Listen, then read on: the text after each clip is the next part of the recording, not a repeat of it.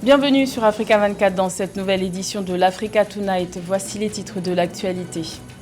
Les travaux de la 38e session ordinaire du Conseil exécutif de l'Union africaine ont pris fin ce jeudi 4 février. Un rendez-vous tenu en prélude au 34e sommet des chefs d'État et de gouvernement de l'Union africaine qui se tiendra les 6 et 7 février. Relance des activités économiques post-Covid-19 dans l'espace de l'Union économique et monétaire ouest-africaine. L'agence UMOA Titres prépare des obligations de relance en collaboration avec la Banque centrale des États de l'Afrique de l'Ouest. Et l'urbanisation est l'une des priorités du gouvernement rwandais au même titre que le développement de l'écologie, raison pour laquelle un appui financier de 175 millions de dollars va être déployé pour un projet d'urbanisation verte. Mais tout d'abord, nouveau coup de théâtre en République démocratique du Congo. Le président du Sénat, Alexis Thambwe Mwamba, a présenté sa démission ce vendredi 5 février dans une lettre officielle. En pleine crise politique et visé par une pétition, ce proche de l'ancien président Joseph Kabila a cédé à la pression du camp du chef de l'État, Félix Tshisekedi, sans attendre l'organisation de la plénière convoquée à cet effet. Donc après la démission du Premier ministre Sylvestre Ilunga le 29 janvier, Alexis Thambwe Mwamba était resté le seul grand symbole de l'ère Joseph Kabila à la tête d'une grande institution du pays. L'Union africaine tiendra son 34e sommet les 6 et 7 février sous le thème « Art, culture et patrimoine, des leviers pour construire l'Afrique que nous voulons ». En prélude, les travaux de la 38e session ordinaire du Conseil exécutif qui se sont tenus à huis clos se sont achevés ce jeudi. Compte rendu de cette rencontre avec Joël Maribalo. Les ministres des 55 membres du bloc panafricain se sont réunis les 3 et 4 février 2021 à l'occasion de la 38e session ordinaire du Conseil exécutif de l'Union africaine. Cette session virtuelle de 2 jours était consacrée à l'examen d'une série de rapports, dont essentiellement celui relatif à la mise en œuvre de la stratégie continentale africaine commune de lutte contre la Covid-19 et d'exposer autour des activités des différents organes de l'Union africaine au titre de l'exercice écoulé. Cette session également a été marquée par le retour de la République démocratique du Congo dans le Conseil des Nations après une trahison politique tumultueuse ces 5 dernières années. La question humanitaire a été au centre des débats, notamment à travers le renouvellement des instances liées à la Commission des affaires humanitaires en tant que telle. Donc voilà autant d'enjeux et nous estimons que cette session, malgré l'éloignement lié à la pandémie de Covid-19, cette session a pu aborder des questions brûlantes qui font l'actualité africaine. Au cours de ces 2 journées de concertation, plusieurs points ont été évoqués, notamment le Maroc, qui plaide en faveur de l'harmonisation du travail entre l'Union africaine et les communautés économiques régionales pour la réalisation de l'intégration continentale, et l'appel du ministre sahraoui des Affaires étrangères, Mohamed Salem Ould Salek, pour l'instauration de la paix entre la République arabe sahraoui démocratique et le Maroc. Cette session a été consacrée évidemment à la gestion de l'urgence sanitaire liée à la maladie à Covid-19. Le continent africain, évidemment, allait sur le constat que des inégalités apparaissent dans la distribution de ce vaccin. Donc l'un des enjeux importants a été vraiment l'élection au sein de la Commission des affaires humanitaires. Donc globalement, nous pouvons dire que ce conseil a tenu les défis les plus importants.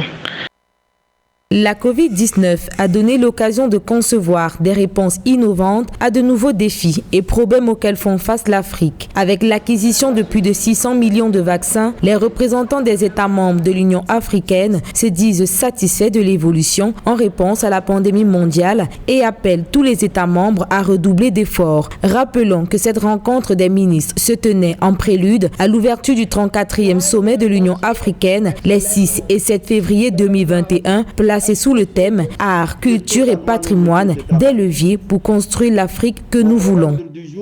Le président camerounais Paul Biya a reçu le 3 février l'envoyé spécial du président sri-lankais au Palais de l'Unité à Yaoundé. Une rencontre axée autour du renforcement de la coopération bilatérale entre les deux pays. Une coopération qui concerne l'énergie solaire, l'électrification rurale ou encore l'agriculture. Nélé Claude Bessa. Promotion des investissements entre le Cameroun et le Sri Lanka. Reçu en audience ce 3 février 2021, l'émissaire sri-lankais Kannanathan Velopillay s'est entretenu avec le chef de l'État Paul Biya sur les axes de coopération dans les secteurs énergétiques et agricoles. Durant cet échange, l'envoyé spécial sri-lankais a indiqué que le Cameroun pourrait bientôt bénéficier des investissements de son pays à travers le développement de l'énergie solaire et l'électrification rurale.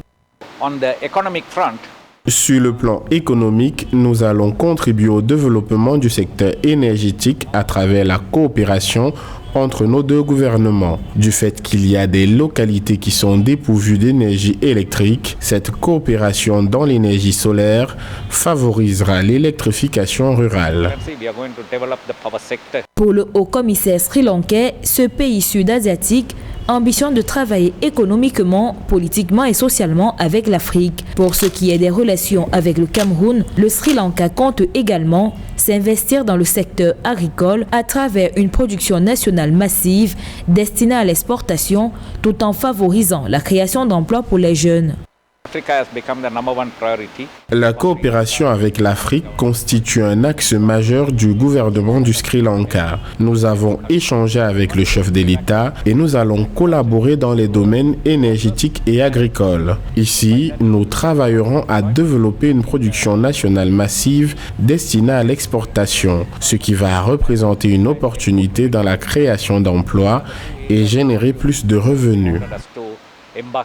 Au terme de cette audience, les deux hommes politiques ont évoqué la nécessité de développer le secteur agricole, notamment le segment de la transformation alimentaire. La relance économique post-Covid-19 est en cours d'élaboration en Afrique de l'Ouest. L'agence UMOA Titres et la Banque centrale des États de l'Afrique de l'Ouest se préparent à mettre en place des obligations de relance. Objectif, soutenir les États membres de l'UEMOA dans la reprise des activités économiques. Lorita Simbou. Selon l'agence UMOA Titres, les pays de l'Union monétaire ouest-africaine pourront compter sur le marché financier régional pour amorcer leur relance économique post-Covid.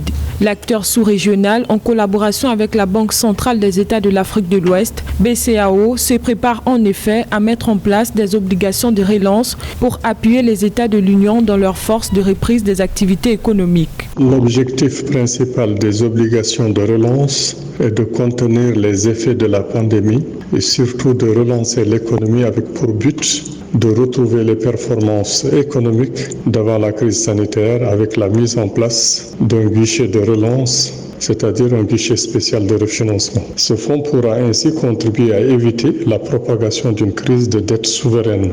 De plus, le Fonds de stabilité est capable de prêter aux États membres à un taux inférieur au prix du marché. Concrètement, selon ces institutions financières, la BCAO ouvrirait un guichet de refinancement dénommé guichet de relance à la disposition des banques commerciales, principales détentrices de la dette des États de l'UEMOA. Ces obligations de relance seront stimulées pour une maturité de 6 mois et assorties d'un taux d'intérêt de 2%. Face à cette crise, il faut mettre les moyens pour sauvegarder l'emploi et les entreprises. La réponse ne peut être que plus de solidarité africaine. Il faudra mettre en place des plans de relance des secteurs stratégiques. Deuxièmement, des soutiens spécifiques pour certains secteurs. Et troisièmement, la coordination des plans de relance au niveau de l'UMOA. Rappelons qu'au temps fort de la crise sanitaire du Covid-19, l'agence UMOA Titres et son partenaire la BCAO avaient permis aux États de l'UMOA, via les bons Covid-19 de maturité 3 mois, de faire preuve de résilience face à la pandémie. Le Rwanda est un bon élève en matière de climat et compte bien le rester. C'est dans ce cadre que le pays des 1000 collines a bénéficié d'un appui financier de 175 millions de dollars. Un programme de 5 ans pour augmenter le niveau d'investissement vert qui contribue à lutter contre le réchauffement climatique. Nélé Claude Bessa. Au Rwanda, le projet d'urbanisation verte qui s'exécutera sur 5 ans a reçu un financement de 175 millions de dollars. Baptisé projet du développement urbain du Rwanda, ce projet comprend principalement la réhabilitation des zones humides urbaines et la gestion des zones humides, le contrôle des inondations, la gestion de l'eau, la modernisation des établissements non planifiés et la construction de drainage. Un tel projet vise à sécuriser la ville et préparer les villes à résister contre les inondations, donc préparer les habitations et les constructions à résister aux dégâts du changement climatique. Il faut aussi préparer la ville à assainir tout ce qui est canalisation et évacuation des déchets. Dans les villes secondaires, l'investissement vert permettra de construire des routes, des drainages, des voies piétonnes et un éclairage public, ainsi que la modernisation des colonies non planifiées. Tandis que dans la ville de Kigali, le projet réhabilitera les zones humides qui ont été affectées et surveillera les systèmes de santé des zones humides et des niveaux d'eau. Il est important que le pays investisse dans la sécurisation de sa population, dans la sécurisation de sa ville et dans la sécurisation des investissements qui y sont. Donc l'importance de rendre les villes plus résilientes à tout ce qui a comme effet de changement climatique. Pour l'heure, les autorités rwandaises engagées dans les investissements écotouristiques accélèrent les progrès dans la mise en œuvre du projet de développement urbain du pays.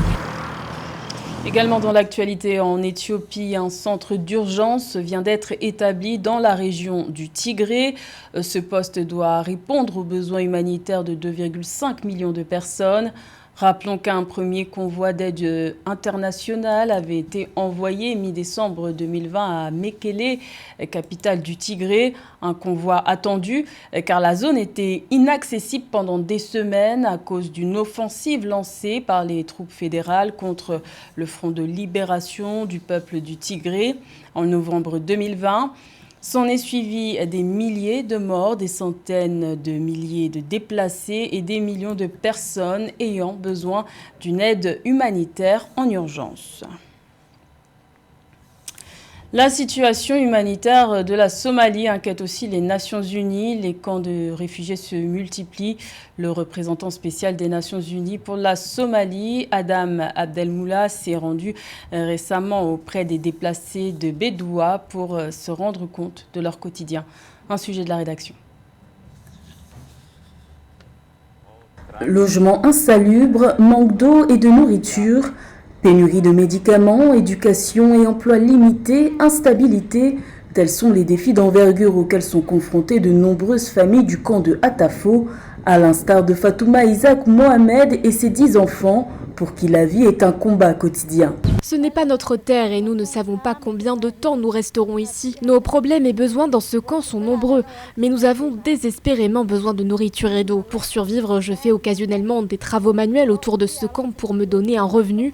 Cependant, il est irrégulier et insuffisant pour notre entretien. Comme beaucoup d'autres dans le camp de Atafo, Fatouma a fui les combats et la violence de Dinsor, sa ville natale, située dans l'état du sud-ouest, il y a environ 4 ans. Depuis, elle et ses enfants vivent dans l'incertitude, une incertitude causée notamment par les multiples épisodes d'inondations et de sécheresse qu'a connu le pays depuis 2000, laissant des milliers de Somaliens au bord de la famine. Nous avons discuté des personnes déplacées internes vivant à Bédoua et de la manière dont leur vie pourrait être améliorée. Nous avons eu une réunion très fructueuse au cours de laquelle nous nous sommes mis d'accord sur la meilleure façon de faire face à la situation humanitaire dans l'état du sud-ouest de la Somalie. La Somalie est l'un des pays qui compte le plus de personnes déplacées internes au monde. En 2019, le pays en comptait 2,6 millions. La plupart d'entre elles ont besoin d'une aide humanitaire, une aide que le projet conjoint des Nations Unies et du gouvernement somalien, dénommé Saminta, prévoit d'apporter aux personnes déplacées sur une période de 3 ans. C'était le journal de la rédaction. Merci de l'avoir suivi. L'information continue sur Africa 24.